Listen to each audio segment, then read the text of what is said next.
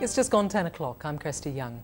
Tony Blair is about to announce an inquiry into the intelligence he used to justify war in Iraq.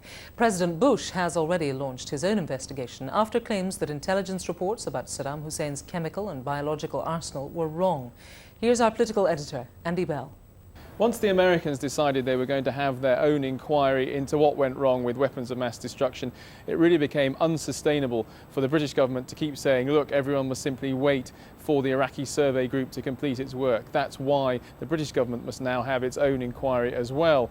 And that inquiry will focus, I think, on the work of the intelligence services, and it might not be comfortable for them at all, because if you accept the outcomes of the Hutton inquiry, then the government here is cleared of interfering with the intelligence. At that point, what is the solution? What's the reason why there's such a glaring gap between what was being suggested by the intelligence back in autumn of 2002 and what was eventually discovered once Iraq was occupied? And that, I think, will be quite uncomfortable for the intelligence services. Well, critics of the war in Iraq say any inquiry mustn't just make MI6 a scapegoat. If there is to be an inquiry, it's very important it has a broad remit. I think it would be grotesque if the intelligence agencies were left to carry the can for what's obviously been a major strategic blunder. The inquiry needs to look at the use that the government made of intelligence, not just the intelligence itself. We need to find out why it was that British troops were committed to war on a false prospectus. And it needs to meet in public. It can't meet behind closed doors. A GP is being investigated over allegations that he offered to buy a couple's 7-week-old baby for a large sum of cash. The doctor, who's not been named, works at a surgery in Stoke-on-Trent.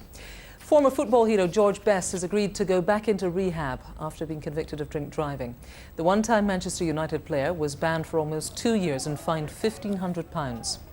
So, is it time that George Best stayed off the bottle? Here's what you think. My message to George Best is, give up the drink, George.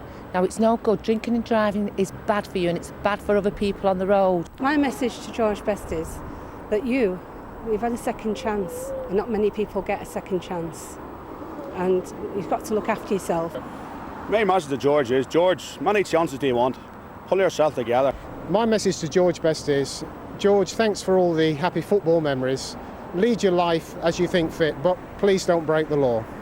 Your views there. Now, Britain is bracing itself for floods. The heavy rain that swept the country over the weekend is set to continue with 49 flood warnings in place on rivers in England and Wales. The River Ouse in Yorkshire has already burst its banks. So let's take a quick look at the weather then. Windy with yet more of that rain moving in from the west. Top temperature around about 13 Celsius.